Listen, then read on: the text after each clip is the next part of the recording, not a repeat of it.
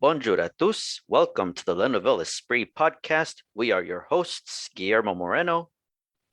And Jeremy Hossotter. Awesome. And happy to our listeners, happy Feast of the Sacred Heart of Jesus. Now, today's topic is also in light of the fact that in our secular social calendar, the mainstream culture is celebrating what's called Pride Month, which is the celebration of homosexuality and causes that are a result of the mainstream promotion of homosexuality. I'm not sure if it's even right to say tolerance, but promotion for this lifestyle. Now, we do, of course, want to address homosexuality and gay marriage and what is sexuality and what is marriage. Today, because specifically because it is Pride Month, we want to address the movement and this dedication of this month. We want to address the ethos behind what I will phrase as the politicization of this lifestyle, for lack of other words. I think we can be a Yes, sir. little more precise and say it's now an ideological weapon. You're either with us or you're against us. Thank you. That's exactly what it is. And ye, It's a political gun. If you are against it, you're now a target. there's this vitriol that comes with Exactly. any critique of And um mhm, and it's not just the homosexuals and same-sex marriage. mm, It's more. It's transgenderism. It's this idea of gender fluidity that today I can decide that I am a woman. Tomorrow I can decide I am a man. And the next day I can decide to be whatever. It's this idea that our identity is something we can kind of discern into, discern out of, decide it's this, decide it's that. It's something we control.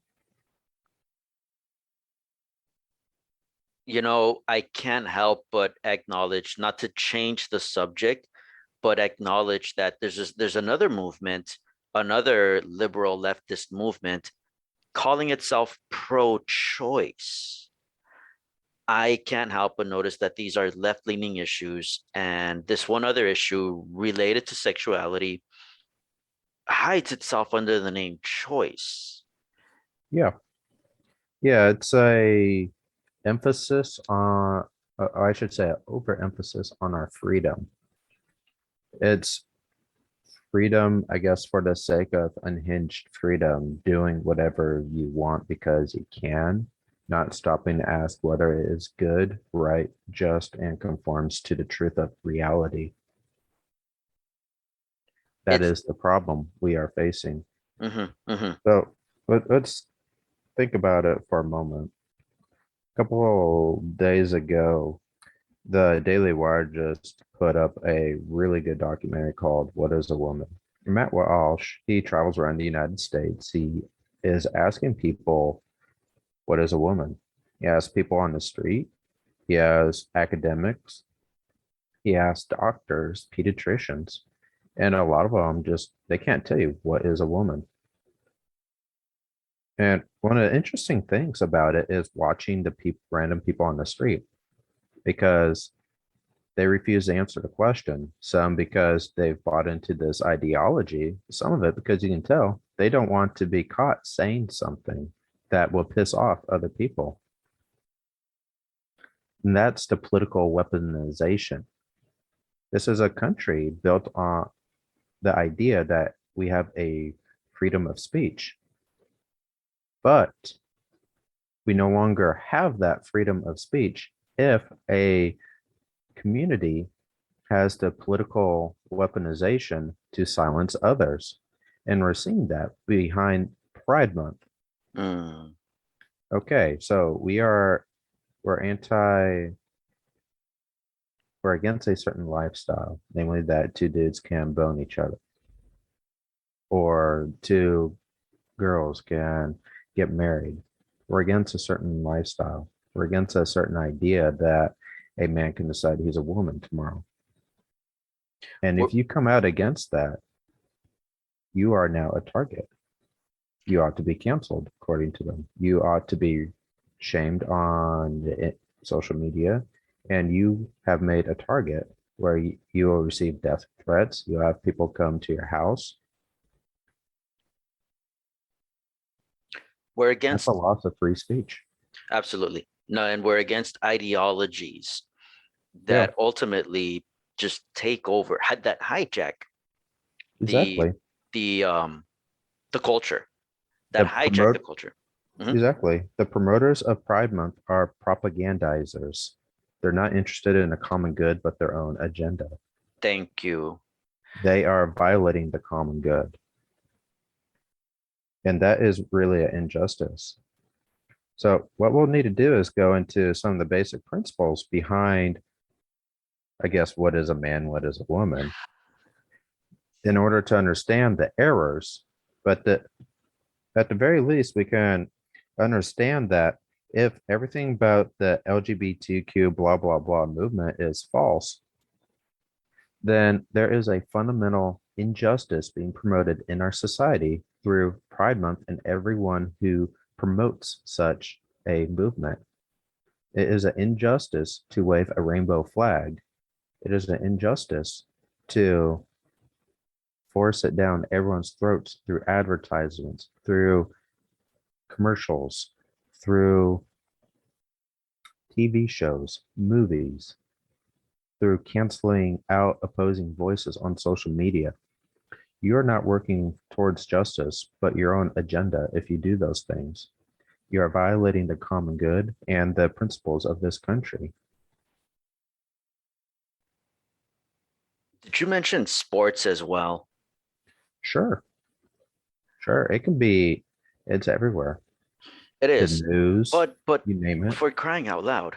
So there's a baseball team that changed its logo for Pride Month, featuring not only the rainbow colors, but also the ones for Black Lives Matter, and I don't Oh, know what yeah. there's some other colors.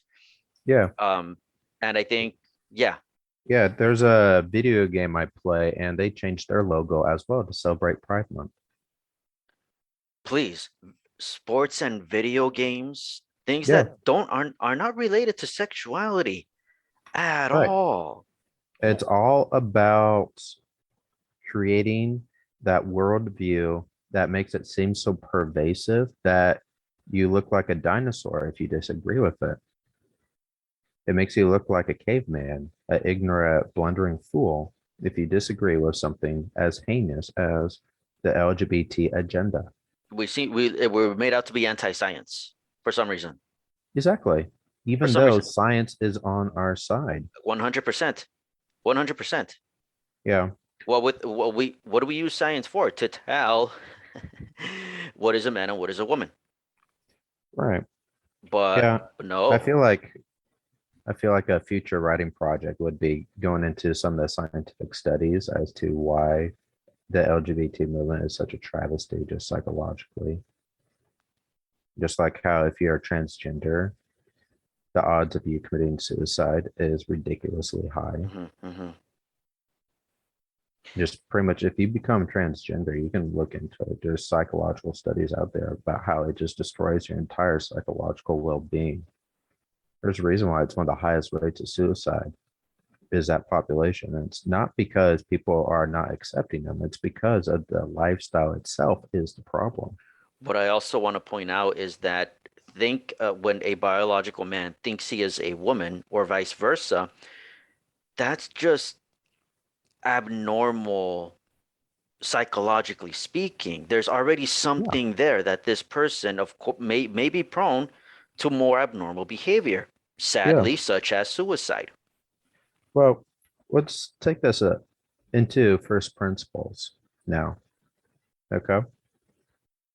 To Yeah, understand why the suicide, why the depression, we have to go back to basics. And I'm going to use a little bit of Kierkegaard to help. please.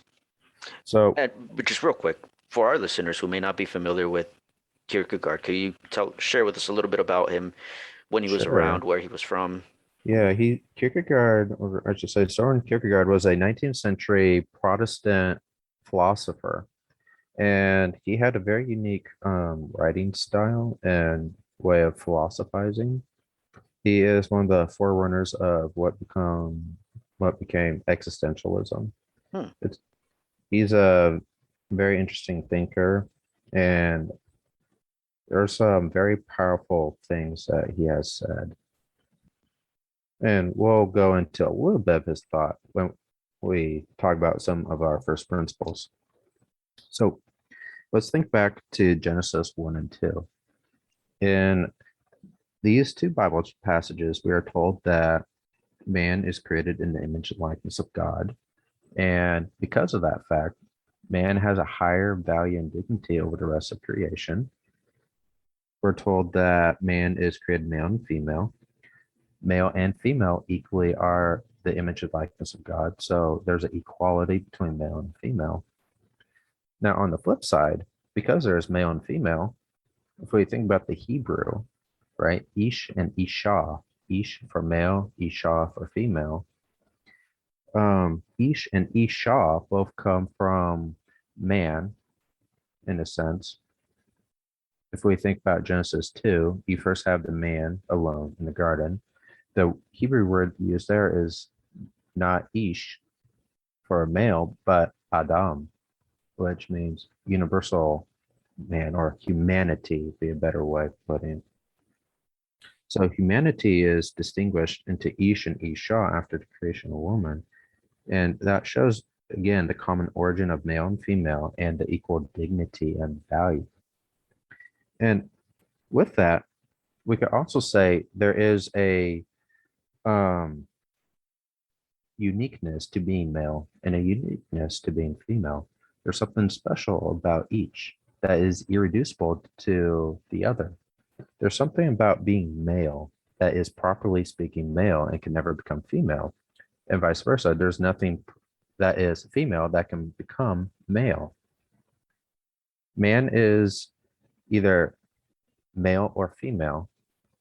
And these passages in the Bible also speak about how man is also a body soul unity and how man is a contingent being, or beings within time, or beings that change. So we are body, soul, male or female. We are within time changing beings. Once we have that understanding of what is a human person, just a very basic metaphysical account, we can now consider Kierkegaard. Because Kierkegaard takes this data and says, man is a synthesis. You have all these different elements that are synthesized into this person. And if you introduce, there's like I guess we should say there's a relationship, right? There's that relationship of male to his body. There's that relationship to body and soul, right? There's these kind of different metaphysical relationships. And what Kierkegaard recognized is if there is a rupture in those different relationships, Mm. those are causes for despair. So a man can enter into a disrelationship with himself in various ways. He can, Kierkegaard gives examples of a person like being stuck in the past or always looking forward to the future. And in both cases, you're not taking an appropriate account of the present time. Those are forms of despair. Some people are overly carnal, so their focus is so much on the body that they are destroying their soul. Some people focus on the soul to the abnegation of their body. Correct. And when you think about what sex is, you're either Mm. male or female. There can be a disrelationship between your personal identity and how you perceive yourself and your body. And psychologists call this gender dysphoria. And if we take the Kierkegaardian analysis a step further, each of these disrelationships these ruptures in our relationships and how we relate to ourselves and others and God, those are each a opportunity and occasion for despair. So when you have this severance of you identifying with your body, of you identifying with your sex, you are necessarily in a form of Kierkegaardian despair. Could you word that a little differently? I think I see where you're coming from, but maybe if you word it a little Yeah. differently, it'll add up somewhere. So think about it this way. You have a man who says, I'm now a woman. There is a rupture in how he is relating to himself, right? Okay, yes. Now, Kierkegaard says at that rupture, that is now a source of despair. Any such rupture in how you relate to yourself is a form of despair. So, gender dysphoria, which is this rupture in how the I relates to the body, to your biological sex, that for Kierkegaard is a type of despair because And it is a broken relationship in how you are relating to yourself. it's just not, I think if I can add to this thought, if I can add to this broken relationship between the self and reality, for lack of other words, causes the person to uh give up because Well, it's not necessarily a giving up, right? that's how I interpret the word despair. Like I give up. Right, Hmm. And I right. know there's more to And it. yeah, because you can react in different ways to despair. Okay. Oh, One okay. option, one route is you give up and you do that through suicide, Okay. right? Okay. Yeah. One option is you just take your fingers, plug them in your ears, and you scream la la la. That's the person who's trying to ignore it, Hmm. right? That's a different kind of attitude towards despair. It's there, Okay. You're but right. you're You're right. trying to distract yourself, right? You're right. Yeah. Okay. That And makes more this is sense. how a lot of people try and distract themselves, is using the social media to try and rationalize their despair. And the amount of likes that they get, Exactly. just Exactly. quote The unquote echo helps chamber, them. Yeah. the echo chamber of social media tries to is like the person with their ears plugged screaming la la la. They're trying to focus on something to justify their fact that they're in despair. Now, what is really interesting about Kierkegaard is that he will claim that you can be in despair and not realize it. You Oh, don't of have to be course. conscious of it. Of course. And we see that because there are people who will have this problem with gender dysphoria. And they may not recognize they're in despair, but they feel sad. They feel like something's wrong, something's missing. And so they try doing a surgery. They try to get a boob job. They chop off Yeah, their man. dick. They do these things, Well, and but it then doesn't help.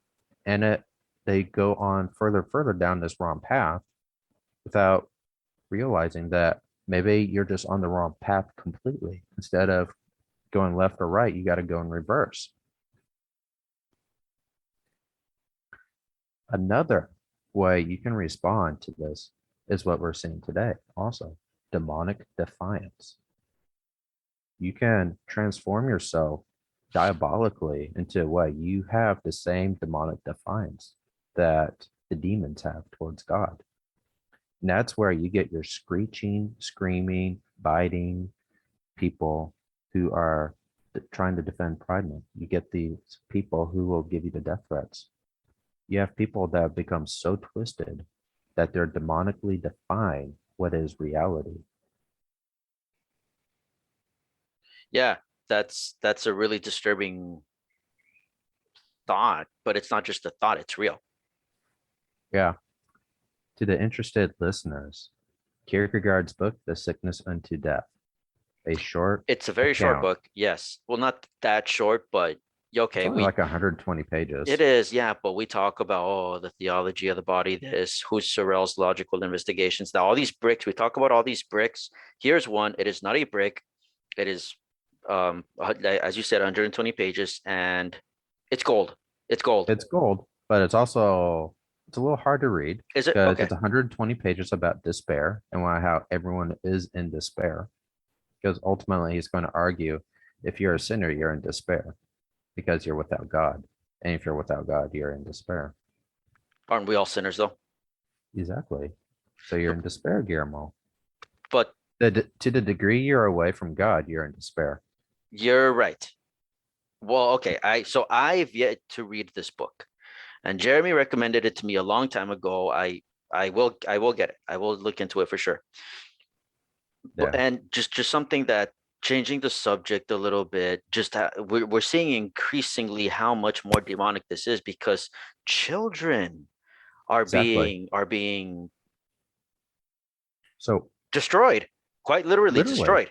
physically, you think about it. In Canada, you do not need parental consent to get a sex change Oh operation. my. You do not need a parental consent to get a sex change operation. That means a 16-year-old girl can go into a hospital and have her boobs chopped off to try and become a man. I don't even want to know who pays for that. Prob well, they have universal health care, so everyone Yeah, pays yeah. for it. So, I You think shared in a about the previous problems with that. no, and I shared it in a previous podcast episode when Christ said, "Let the children come to me, for to such is the kingdom of heaven." And whoever, uh, well, what does he state that whoever, I'm botching his words, whoever takes one of these little ones away from God, it'd be better for him or her to have a noose tied around their neck and thrown into the sea, I tied believe to it's a millstone, Guillermo. millstone. Millstone. Okay, That's a yeah, very, very big rock. it'd be better for that person to for that to happen to them than to lead a little one astray. Yeah. And it's horrific how many little ones are being led astray. Yeah. You think about the influence of TikTok, YouTube, Facebook, Instagram, Snapchat, you name it. You have all these influencers. And that is why we need to demand legal action. We need to demand, as parents and concerned citizens, Yeah. Oh yeah. action against these companies and these influencers. They need to be censored for the sake of the common good. Hmm. So, a key distinction is censorship itself is not bad if it's for the sake of the common good. You have a right to free speech, but that doesn't mean anything you say is protected by the First Amendment. If you go into a movie theater and yell fire, for example, you will be prosecuted Of according to the course. law. If there's no fire. Exactly. If there's no fire. Because if there It, is, yeah, yeah, no, obviously. I'm yeah, just yeah, no, that's good. joking. Yeah. But not everything you say. So, like, you can say things that are against the common good, but are still protected under the First Amendment. We see it all the time. But there are some things that should be censored because they literally destroy lives. Mhm. Now, that does raise some interesting questions about politics and the role of censorship. But I Well, think that's a side topic. you think because if we're talking about propaganda, then we're talking about agendas, Right, and it's just in this day and age, it's not political. It can't be. right. It And cannot be for political reasons that you censor someone. It needs to be because what they're doing is so unjust to society that it is a threat to the common good. mm-hmm, mm-hmm, It has to be such a radical problem. absolutely. You think And about, you mentioned them earlier, the Black Lives Matter group. If they are protesting because of social problems, that's one thing. If they are walking through neighborhoods, rioting, causing fires, destroying public property or private property, mm-hmm, mm-hmm. that's a problem that needs to be addressed. You should not be tolerant of that because that destroys the common good. That is an injustice. Yeah, yeah. And regarding just going back to Pride Month a little bit, Right. I think what are some, I guess, practical ways that we as Christians can address Pride Month in a way that, Right. okay, what we're saying is true, it's charitable and Right. necessary, frankly, necessary. So, and Right. building off of what you said, well, okay, our freedom of speech is being inhibited by Pride Month, by cancel culture. Yeah, Yeah. at this point, just okay, our First Amendment Right. rights, we need that freedom of thought and expression. Yeah. Worship. At Yeah. some point, I think the Catholic Church and any uh traditional Christian denomination are gonna be persecuted. Not that we're not already in some way, shape, or form. Right. Allegedly, in the cathedral here in this archdiocese, some women dressed up as characters in I don't remember the some people interrupted the mass where the archbishop was celebrating during the consecration, protesting. I need to fact check this. I want to say protesting the pushback to Roe versus Wade recently. And I Okay. heard this, yeah, I heard this earlier today that Okay. that the mass was interrupted. And no, that is illegal. That is illegal. And to the best of my knowledge, these protesters were taken out immediately. Yeah. No, that's a violation of our freedom of religion Yeah, right and there. it's gonna get worse. Yeah. Yeah. Without just going off on a kind of that negative train of thought with all being all doom and gloom about what they're doing, let's think about what we can do. Absolutely. You, we think about the pro-life movement.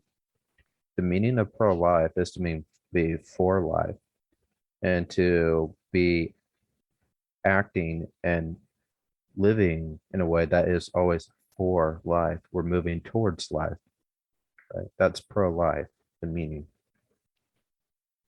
Pride Month is anti-life. It is. So if you want to be pro-life, you not only need to oppose abortion, but you need to oppose Pride Month. You need to oppose same-sex marriage. You need to oppose the transgender movement because those are opposed to life. The transgender movement destroys lives because children and adults mutilate themselves to try and make themselves feel better. And that's not who they are. That's not who you are in reality. You're either male or female. You cannot decide that. Once you make it about your freedom and decision, what you're doing is taking the gift that God gave you and you're repudiating it and you're saying, I can do better. It's an act That, of pride.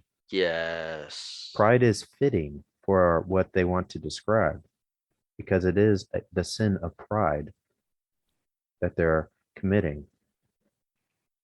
And that pride, not only is it a lack of humility, it's also that refusal to acknowledge that what one is doing is wrong. Like there's that It's refusal. it's the refusal of the gift God gave you because God gave you a wonderful gift, your body, your you, Your life. a part of your identity, Yeah, yeah. and you're refusing that. You're saying, I'm sorry, God, but this part of my identity, this part of who I am metaphysically and inseparable from myself, I'm rejecting it. I'm going to try and transform it by making a fake vagina, by chopping off my dick, by taking hormones that will chemically castrate me. You name it. Yeah, and These puberty are things they blockers. do. And puberty blockers. Puberty blockers, yeah. Some of those puberty blockers chemically castrate you. They're Yeah. the things that they give And to the worse are the sex offenders that get chemically castrated, Lupron. It's the same chemical. Yeah. And I believe her name is Abigail Shrier, who wrote a book on this topic, really critic criticizing that this is being done to children. The title of her book is Irreversible Damage. There's just no fixing this later in life Right, because of how the human body develops. No, it had the chance to develop properly at this point in time, and we stopped it, and we can't just go back and fix it. right. Um, Real quick, and then at the same time, if we're critical, then that disagreement equals hatred to the promoters of Exactly. Pride Month, of Pride. If you try and Here's defend reality, you're now a bigot. here's what I want to suggest, what I do suggest to all of our listeners. I want to say okay, regardless of which is more prevalent, homosexuality or transgenderism, I firmly believe that they are two very distinct topics. They're related, but they're so distinct to the point where you could pit one against the other. It's interesting how gays can be considered transphobic for not wanting to date the person of who claims to be of a certain sex when, well, there's I'm sorry, if I'm a lesbian, I am not me, but just theoretically, if a lesbian was being pursued by a trans woman, but that lesbian didn't want to date that trans woman because that trans woman is biologically male, then that lesbian is transphobic. It's fascinating how it just doesn't add Yeah, up. None of it. None of it. we could push it even further. Please. Gender fluidity, the transgender movement destroys the concepts of homosexuality and lesbian or even Exactly. bisexuality because those Exactly. terms are defined in terms of man and woman, Mm-hmm. male and Mm-hmm. female. And now, as in the transgender movement, you're undercutting those ideas. There's something you identify with, but you Yeah, can't say what they are because you have destroyed the reason, the rationale, the definition of what makes a man, what makes a woman a precisely. woman. Precisely. Just something that I really want to mention. If anyone, if any of us who, we are faithful Catholics, we are devout Christians, and say if any of our listeners are also of um, an evangelical denomination that, you know what, we follow the Bible. The Bible says marriage is between a man and a woman. That's our, that's what we're going to promote. If we know, if we have any loved ones or have people in our lives who do have same-sex attraction, who uh, um, do not believe what we believe, here's what we can do. We can tell them, we can invite them to church. We can say, you know what, you have very good questions. Why don't you come to our church? Why don't you come to our Bible study? Why don't you come to our young adult ministry? And we do all sorts of stuff Yeah, in why these don't we groups. mutually pursue the truth together? Yes. Why don't we have a Hmm. Hmm. dialogue? Yes, and make the And invitation evident, crystal clear. exactly, We do not hate you. This is what we believe. If you really want to know why, we love come and with us. accept you. Yes, yes, come. Yeah, Like, we love and accept you, just yeah, not the crazy that you have with you. We will not accept your same-sex actions because that is sinful. We will not accept your transgender identity mm-hmm, because mm-hmm. that is damaging to yourself. And we want what's good for you, what will bring you to have a flourishing and happy life. We're interested in your authentic happiness. In the end, of course, the question of morality is the question of happiness. Exactly. Yeah, because whatever we do, we wouldn't do it if we didn't think it was going to make us happy in some way, shape, or form. Yeah. But, And oh, please go for it. we could say Christianity is the religion of happiness because what we are interested in is the happiness of each and every individual, and happiness is found in heaven, in the heavenly beatitude with God. That And is the goal we want everyone to have. yes, And these problems steal people away from their true happiness. And that is why we have to be outspoken about it. That is why we have to condemn morally the movement. That is why we should take to the streets and protest because it's not in the interest of these people on a political level, on a social level, on a personal level, but most importantly, on the religious level. I also want to differentiate the difference between happiness and pleasure. We Right, think that what is pleasurable is going to make us happy, and any inhibition of what gives us that physical or even emotional pleasure, oh, we see that as some kind of uh limitation of our happiness when that's just not true. And right. so as it two Pleasure very different itself, things. Mhm. yeah, pleasure itself is neither just or unjust, good or evil. It has to be ordered towards something. You choose an action that is either good or evil, and the pleasure you obtain from that will be good or bad because of the moral status of the action you have chosen. You think about the pleasure of sex, that itself is a good thing. Yeah. God made sex pleasurable. That is a gift of God. But if you take that pleasure and you focus on the pleasure and how to maximize it by doing weird things, like maybe trying different condoms with a cow or something. The purpose is gone. The purpose of the action itself is gone. You're seeking something that is not going to be good and true. That's not going to be nobling for your soul. Something other than God, frankly. Yeah, And the that only that I was just going to say that, yeah, just logically, what is not of God is of the devil. Now, God gave us um, a pleasure, as you said, and it's supposed to order us to Him just in the end. But if we're not going to do that, it's going to order us to something else. And that exactly. something else, it's the enemy. And that's exactly what He wants. And to take it a step further, Mm. since you're no longer orientating yourself towards God, you are setting up an idol in place of Him. Pride Month is all about the idolatry of sex Absolutely. Yeah. and Oh, yes, self yes. identity. You're placing your conception of yourself over above God. You're placing your sexual preferences over and above God. So, sex and personal gratification and personal identity are all absolute ties over above God. And you worded it really well when you said that we try to maximize that pleasure.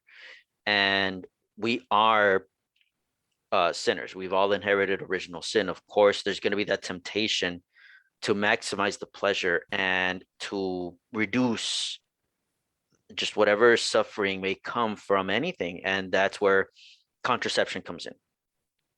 That's where many things come That's in. where many things come in, yeah. But if contraception was not a part of the culture, neither would homosexual marriage be, or the movement behind this, just because like even contraception was frowned upon it like in some way, shape, or form. But when it became socially acceptable, that was the Pandora's box to the sexual discord that we have in our day and age. What's the word Right. for it? Is it called rape culture? There's another word for it. Ultimately, the culture of death, as St. John Paul II Yeah. called it. Yeah. Well, you think about it, when you chip away at sexual morality little by little, you eventually extend the border of what is acceptable and not acceptable to be so big that everything is now included. At this point, there's a question, well, why do we even object to bestiality? Why?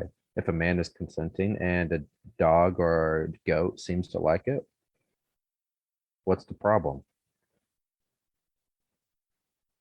If you are going to follow the logic of Pride Month, where's the problem? Where's the line? Like Where's the there's line? yeah, there isn't. Similarly with Yeah, pedophilia. Why exactly. do we care about teachers and priests and whoever else having little boys and girls when we accept the idea that legitimizes such behavior in the first place?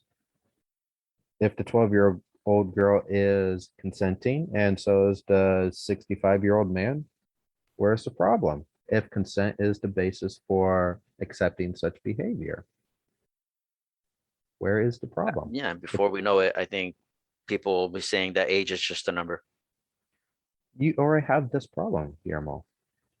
No, So we do, but there's the no. transgender movement has given birth to more movements where Oh yeah, people are now identifying as old men or young men. They're identifying, oh, I'm actually 20 when no, they're actually 55 or whatever.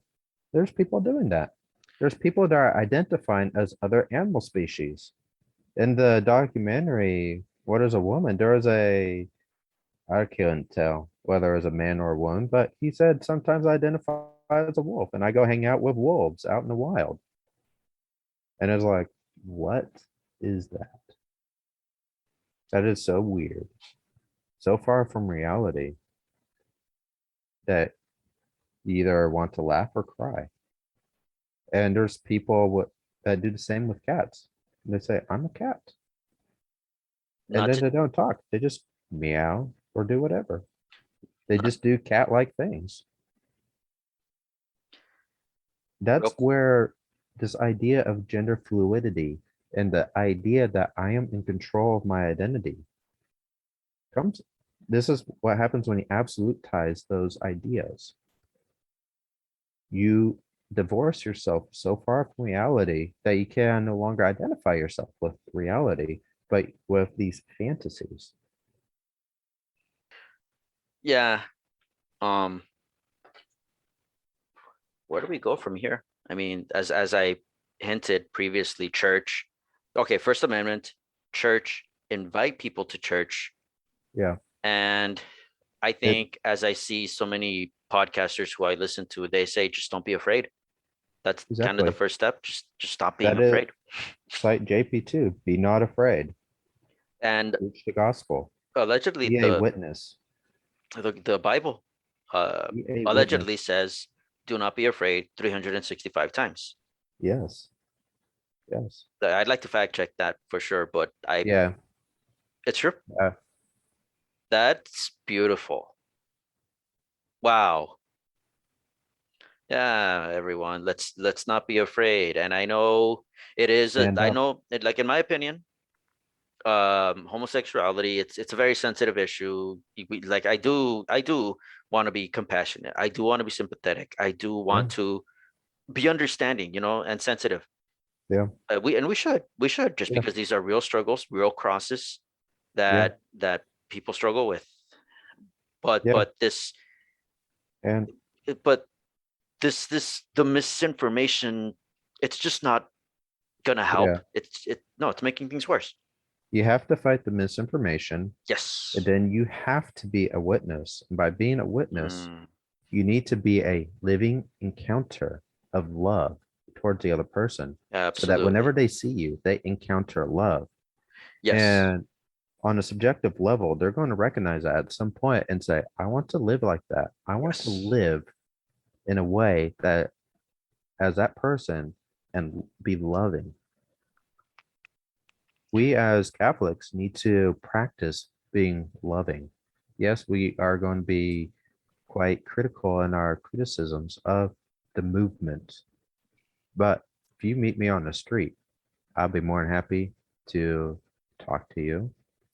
If you want to go out for a coffee or something, sure, let's talk about it.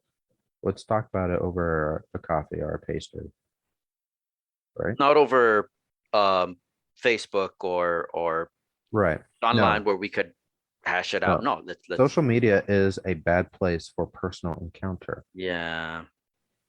Facebook, Twitter, Reddit, you name it. I don't think those are going to do very much good for the kind of evangelization I'm talking about. I think what we need to do is instead give that personal encounter through that presence here, now, you, me, in front of each other, talking. That is lost, that personal touch through a screen. And we, as a society, are more skeptical, not as trusting of people because of this separation from the personal encounter of other people. Hmm. I talk about this a little bit in one of my articles on the website about screens. I forget the name of it, but it's one of the culture articles. Yeah. Let's see here. Oh, yeah, it's called You're Not Worth Talking To. Because that's in some way what screens do. They tell others you're not worth talking to. The screen is more important. And where I would also like to build on what you said, what you shared is, yeah, there's just going to be a great deal of turning the other cheek. What I mean by that is, just because we're charitable, just because we're tolerant, just because we're open to discussion, that doesn't mean that our message is going to be received every single time. Some people might sit down and sit down, but yeah, sadly, sometimes these discussions become fights, Right, or people, oh, they were just right, they didn't really want to talk. They were looking to pick a fight, and it right. happens. And we, Yeah, no. yeah, have to be vulnerable. That's the word I was looking for. We really have to be vulnerable and endure Yeah, that that crucifixion. that is the thing about the personal encounter. Mm. You are vulnerable. Oh, That's what absolutely. makes it personable. That's what makes it a personal encounter, that vulnerability. When you're online, you're invulnerable because you can always turn off the monitor, you can turn off the computer, you can turn off the phone, you can just downvote or report the comment or whatever. Or You block have them. all these ways of getting rid of the problem. You don't have to grapple with You it. don't have to face it. You don't have to face it. Exactly. You can run away. When you have that personal encounter, that person's there in front of you, talking, yelling, screaming, whatever. Yeah. You have to engage it one way or another. Something else that I want to recommend for individuals to be able to address this topic, there's ways of um, getting informed and being able to articulate what the church says and why. Yes. Um, One good source is we have an article on our website talking about Amoris Laetitia, one of the documents by Pope Francis, and it talks about particularly on transgenderism and homosexual marriages. Pope Francis in that document condemned the idea that you can separate gender from biological sex. And that's precisely the proposition that the transgender movement embraces. So the entire idea of the transgender movement is rejected according to church teaching because you cannot separate gender and sex. Mhm. Sex informs gender. If you are a woman, there are certain things that only a woman can do. And while those are surrounding motherhood, there's this nutrient. Yeah. You think about a man, kind of a fundamental difference between a man as a parent and a woman as a parent is a mother kind of concerns the home. There's kind of that idea that she's caring for the children, she takes care of the household. The man, in a lot of ways, breaks boundaries. He exposes the kids in the household to the world. Simple example is a mother will hold a child, be comforting it. The man, when he plays with the child, he's going to swing the kid around. He's going to throw him up in the air. He's going to do something that's kind of dangerous, but the kid will love it, right? Precisely. It's those kinds of things.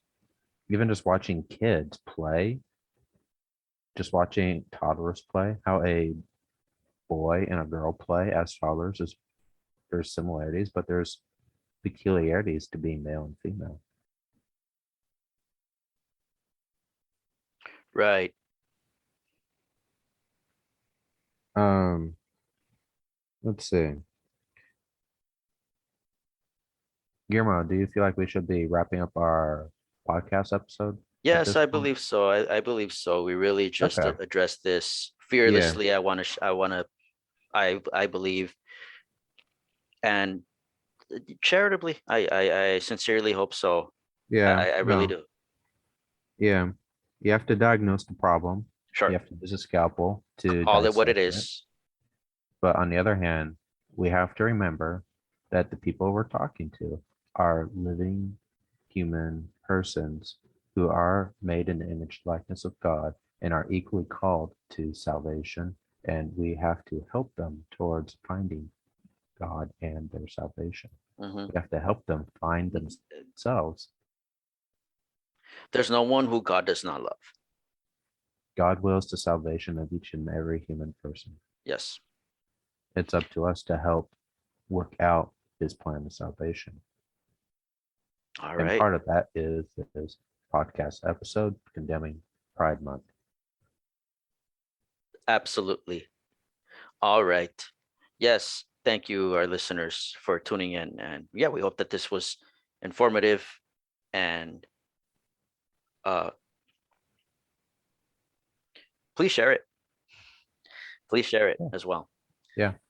And as always, we do encourage everyone to share our content. We could be followed on all of our social media platforms available on our website. Please check out our content because, yes, we have this podcast and we also have articles that are very fruitful. And if you are able to, please support our content. Yep. We throw our stuff on, let's say we got this podcast on most major platforms. So Yes, yes. if you prefer YouTube, help us there, subscribe. If you prefer Rumble, there, Spotify, I don't know, was it? We're on Google somewhere. What is it? Google Podcast, I believe it's called. Okay, Google Podcasts. Yes. Are we on Apple Podcasts yet? Not yet. Not yet. Okay, so that's on our to-do list, Apple Podcasts and other places, Buzzsprout. We have a Facebook page we need to use more. We got the Twitter, whatever. It's terrible, I know, the social media, but if it spreads God's word, we'll use it every tool we can. Please support us on Patreon. The more money you give us, the more we can produce content Mhm. that you enjoy and love. Or if you don't like Patreon, you can consider supporting us through a PayPal donation. We do have that option as well. Costs a lot of money Excellent. to buy books to make our articles. And at some point, if we buy too many books, we have to buy more bookshelves. We have to maintain our server, etc., etc. Hmm. Overall, thank you for your support, even if it's just simply watching this or listening to this video. Definitely. Definitely. We appreciate your time, Any form of support is appreciated. Enough your prayers, blabbering your about this. prayers. Oh yeah, prayers. Good. Don't forget Yes. about things like that. Yep. Pray for us. Pray for Charles. I know some of you probably wondering why he's not here. It's because his wife just gave birth, etc. And her Yay. baby. And speaking of babies, my wife is pregnant. Yay. So more babies on the way. All right. Beautiful.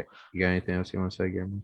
Um, yeah, I would like to, for all of our listeners to pray for a special intention of mine.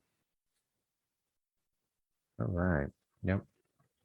Pray for our website, special intentions, Guillermo, all the new life, and the souls of everyone sucked into the Pride Month movement. Yes, absolutely. All right. All right, everyone. Thank you all for tuning in. God bless. Oh, we Oh, bid you adieu. something, something, goodbye. Farewell, everyone.